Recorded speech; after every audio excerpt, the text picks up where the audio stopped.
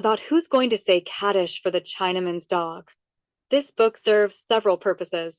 It was born during an argument I had with my dad over how to get a message across to an audience. He had just finished a beautiful work of philosophy called Book Burners. It was a massive 1,200-page work refuting the nihilist philosophers. It was well researched and well couched in academic language and was a great work on its own. It talked about responsibility, religion, and community. It separated religion from faith and demonstrated the importance of ritual in setting value to set the course of interaction within communities and between communities. He quoted Kant, Nietzsche, and other great 19th and 20th century philosophers.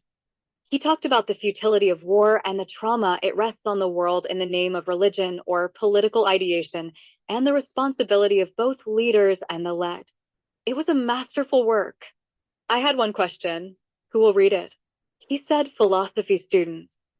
I asked him how many philosophy students would be curious enough to read the whole thing. He didn't have an answer. I said that I could take the gist of that work and weave it into a work of fiction, and many people would read it for pleasure, and I would weave the gist of the philosophy into the dialogue. I would weave religions, the shamanic arts of the indigenous people, and the main modern American religions into it too, with a bit of history to make the conversation authentic, as well as work human senses and emotion into it to make it feel real. I had several projects in my compost file. We both kept compost files and wove his ideas into the dialogue and exposition. In the meantime, I was wrestling with my own gender identity, so I wove a reluctant transgender character into it as well to show that being transgender isn't voluntary. Dad and I shared a contempt for suburban American life, where you work yourself to death for an image and how destructive it is to relationships. Both of us had grappled with extreme loneliness, so it was a slam dunk to include that. We both explored the concept of love in most of our work. His philosophy book spent chapters dissecting the motivations and drives for it. I explored the emotions of it. Both are expressed here. Both of us explored trauma as a factor in mental illness and how trauma will make us do wrong, things that aren't approved of by the community at large. Every book needs death, tragedy, and loss.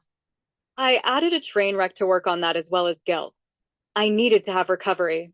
I needed local color, so I used central Tennessee from Nashville to the Huntsville region of northern Alabama, an area that I lived in and loved.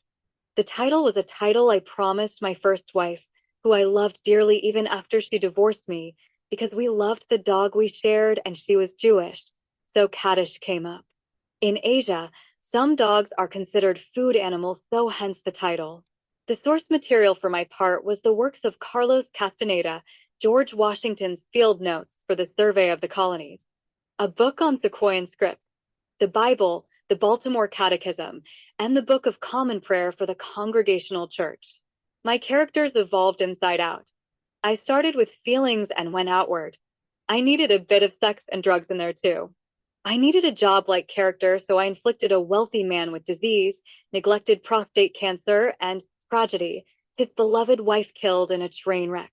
I needed to show how trauma is usually shared, so I had the engineer of the locomotive go through psychological rehab and almost succeed, but because of the demands of the modern workplace, he wasn't ready to go back when he did. So he died of a heart attack at the grade crossing where he hit the car.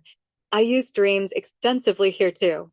Because of my background in poetry and pornography, I wove bits of both into the storyline to pique reader interest. After about a year and the death of several printers from editing, I published it in 2014 after circulating drafts around my family for 12 years to get ideas for making it better.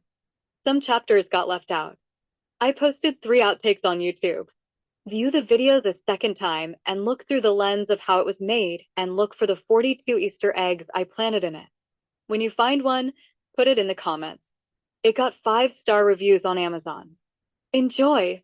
John Hikes / Helga Mann. A girl named John.